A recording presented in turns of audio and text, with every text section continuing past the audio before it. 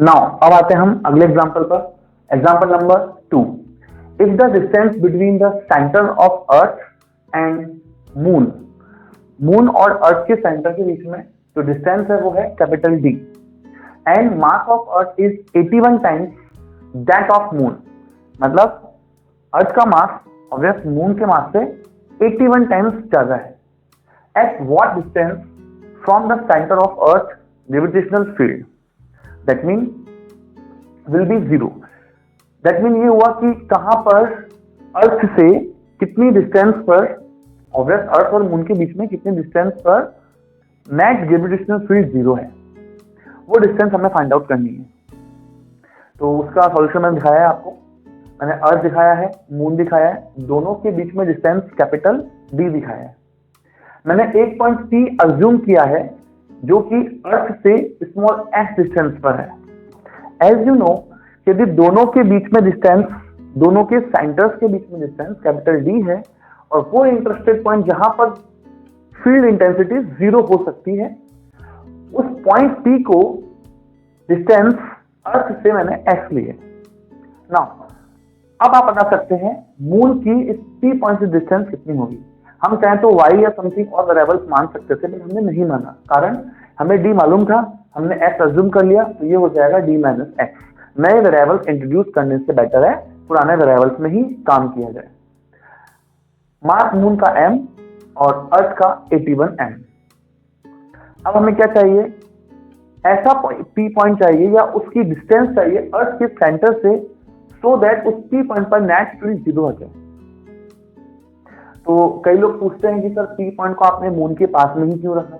अब आप देख सकते हैं मास ज्यादा किसका है, अर्थ का, तो अर्थ के आसपास फील्ड ज्यादा होगा, इंटेंसिटी ज्यादा होगी rather than moon.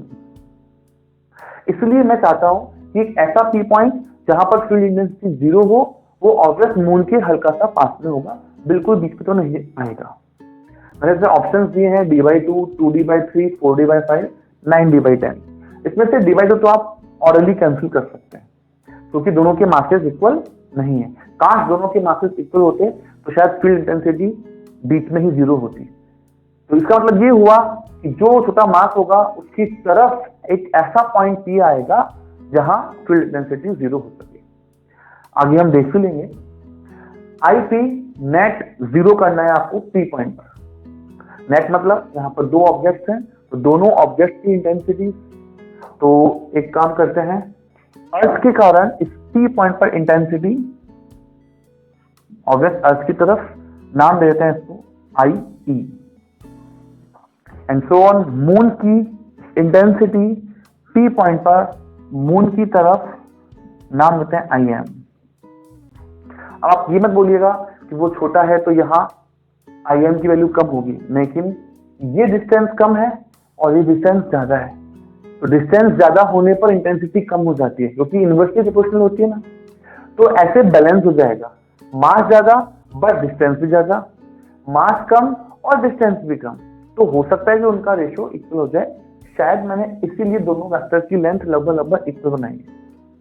As you know, दोनों वेक्टर्स को ऐड करके जीरो करना है और कोई भी दो वेक्टर्स ऐड होकर जीरो तभी हो सकते हैं जब दोनों की डायरेक्शन अपोजिट हो।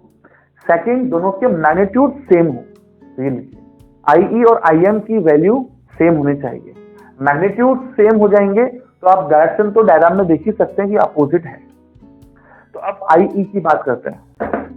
सिंस ये पी पॉइंट अर्थ और मून दोनों के बाहर है, बाहर मतलब दोनों के इनसाइड तो नहीं है, और जब बाहर होता है तो हम क्या करते हैं, पूरा मास कहाँ मान लेते हैं, बिल्कुल सही, सेंटर पर। सेंटर पर भी पूरा मास अज्यूम कर लेंगे तो पॉइंट मास तरह बिहेव करेगा, मतलब इंटेंसिटीज के आप पॉइंट मास वाले फॉर्मूले ही अप्लाई कर सकते हैं। ये देखिए, gm/r², mass of earth 81 m, P point की अर्थ के सेंटर से डिस्टेंस x का स्क्वायर, gm/r² इक्वल टू वही फॉर्मूला पॉइंट मास वाला यहां पर भी, बट यहां मास m हो चुका है और डिस्टेंस पी पॉइंट की मून के सेंटर से d - x हो चुकी है। अब आपको मैथमेटिकली सॉल्व करना है, फिर भी g से g कैंसिल आउट, m से m भी कैंसिल आउट, d - x इधर गया अपॉन x², मैंने ब्रैकेट में होल स्क्वायर लगा दिया। 81 नीचे चले गया तो ये हो गया 1/81। नाउ स्क्वायर को मैंने उधर शिफ्ट कर दिया तो हो गया अंडर 81 और यहाँ x को डिवाइड कर दिया d/x -1, 1 उधर शिफ्ट कर दिया 1/√81 हो गया 1/9 + 1 और यहाँ बच गया d/x। यहाँ से आप x निकाल सकते हैं, ये हो जाएगा 10/9, देख सकते हैं 9d, ये हो गया, ऊपर 10 आएगा, नीचे चले जाएगा 10 और x ऊपर चले जाएगा x, x की वैल्यू कितनी आ गई 9d/10। That mean option number 4। Okay, अब हम अगले एग्जाम्पल पर आते हैं। उस एग्जाम्पल को समझने से पहले मैं आपको थोड़ा सा ये स्पेशल पॉइंट बताऊंगा। तो मैं एग्जाम्पल नंबर 2 रफ कर रहा हूं। उसके लिए तब तक आप एक डेफिनेशन जो कि इंटेंसिटी की हमने बताई थी उसको याद कीजिए। What is gravitational field intensity? Yes, gravitational field intensity होती है gravitational force per unit test mass. Right, आया याद? ओके, उसी से स्पेशल पॉइंट है एक स्पेशल पॉइंट। क्या है स्पेशल पॉइंट? यदि आपसे कोई बोला जाए कि पॉइंट मास रखा हुआ है कैपिटल M और एक पर्टिकुलर डिस्टेंस r पर P पॉइंट है और इस P पॉइंट पर आपको फील्ड इंटेंसिटी निकालनी है। सबको मालूम है पॉइंट मास की तरफ होगा IP वेक्टर, कितना होगा IP vector equals to formula gm/r² और डायरेक्शन के लिए -r²। But if we put a point test mass m0 at point P,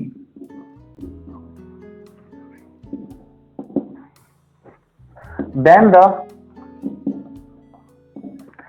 gravitational force on m0 will be, मतलब P पॉइंट पर मैं m0 रख दूं, मान लीजिए यहां पर m0 रखा हुआ है, तो फोर्स कितना होगा? सबको मालूम है फोर्स को हम डायरेक्ट निकाल सकते हैं। F vector equals to minus पहला मास दूसरा मास अपॉन डिस्टेंस का स्क्वायर और r कैप तो आता ही है। -r कैप लिखो या माइनस को आगे डाल दो। चलिए मैं माइनस को r कैप के साथ डाल देता हूँ क्योंकि डायरेक्शन के अंदर काम आएगा।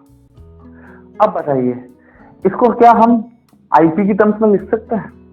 ध्यान से देखिए gm/r² तो यहाँ पर भी आ रहा है, -r कैप यहाँ पर भी आ रहा है, तो आप इसको लिख सकते हैं IP वेक्टर,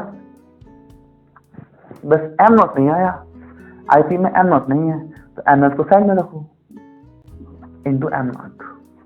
यदि आपसे कोई फोर्स पूछे और आपको उस पॉइंट पर इंटेंसिटी मालूम हो, क्या मालूम हो? इंटेंसिटी, तो और उस पॉइंट पर भी मास भी दे रखा हो तो मास इंटू इंटेंसिटी क्या हो जाएगा? फोर्स। यदि केवल मैग्नीट्यूड की बात करें तो इसको इस प्रकार भी लिख सकते हैं F equals to m0 into I। यदि P पॉइंट पर फोर्स पूछा है तो P पॉइंट पर हमें इंटेंसिटी मालूम होनी चाहिए, बस उसको उस पॉइंट पर रखे हुए मास से मल्टीप्लाई कर दीजिए तो आपको उस पॉइंट पर फोर्स मिल जाएगा। ओके, इस पर रिलेटेड एक क्वेश्चन करवा देते हैं मैं आपको। इस पर मैं एक एग्जांपल लेता हूं, इजी सा पॉइंट है, ध्यान रखोगे। जैसे कि F इक्वल्स टू ma होता है वैसे आपको दिखेगा m into I, mass into intensity. बस ये ध्यान रखिए मास कौन सा है यहाँ पर? Test mass. दैट मीन जिस पॉइंट पर आप फोर्स निकालना चाहते हैं उसी पॉइंट पर रखे हुए मास से आपको मल्टीप्लाई करना है। एग्जाम्पल लेते हैं। एग्जाम्पल में हम लेते हैं अर्थ, लगभग सर्कल हो ही चुका है अर्थ, और मैं अर्थ में एक बना रहा हूं टनल। पॉसिबल तो नहीं है बट आप साइंस के स्टूडेंट्स तो हैं ही, तो अज्यूम तो कर ही सकते हैं। चलिए अर्थ की रेडियस r ले लीजिए, मास m ले लीजिए। आपको बोला जाएगा एक T पॉइंट है जो कि r/2 डिस्टेंस पर है। अर्थ के सेंटर से r/2 डिस्टेंस पर एक पी पॉइंट है, यहाँ इंटेंसिटी बताइए। ये मेरा पहला क्वेश्चन है।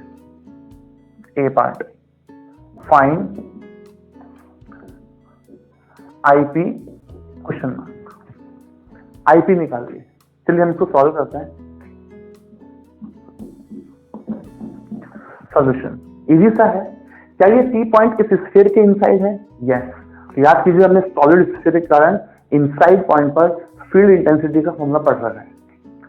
तो याद कीजिए क्या था फॉर्मूला। तो आईपी डायरेक्ट आ जाएगा आपका आंसर Gm/r³ इंटू आर। आया कुछ याद? और यहाँ जो स्मॉल आर है वो सेंटर टू इंटरस्टेट पॉइंट के बीच में डिस्टेंस होती है।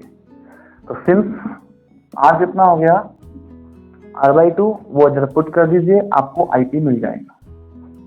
राइट। तो Gm/r³ इंटू r/2 ये हो चुका है Gm/2r²। ओके। अब इसका बी पार्ट ये है, वो पूछेगा इस पी पॉइंट पर यदि हम एक पॉइंट मास प्लेस कर दें लाइक स्मॉल एम, ठीक है, तो इसका बी पार्ट ये लीजिए। वो पूछेगा find force between M and m0। Find force between m and m0। इसको चलो m0 ले लीजिए। तो अब यहां पर पॉइंट मास तो है नहीं, बट क्या हमें इंटेंसिटी मालूम है? यस। तो ऐसी स्थिति में जब आपको इंटेंसिटी मालूम हो और फोर्स पूछे तो आप तुरंत इस फॉर्मूले को यूज कर सकते हैं। सॉल्यूशन दे रहा हूं।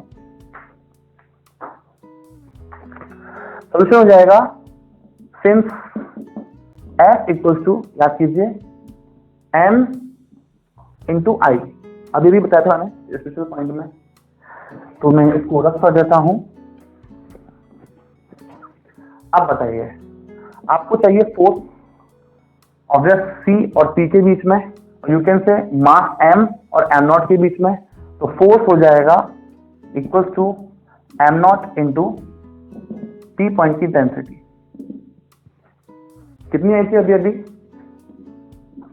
Gm/2r²।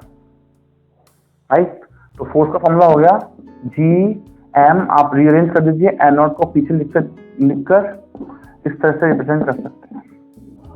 तो Gm/m0/2r²। Right. Okay, thank you.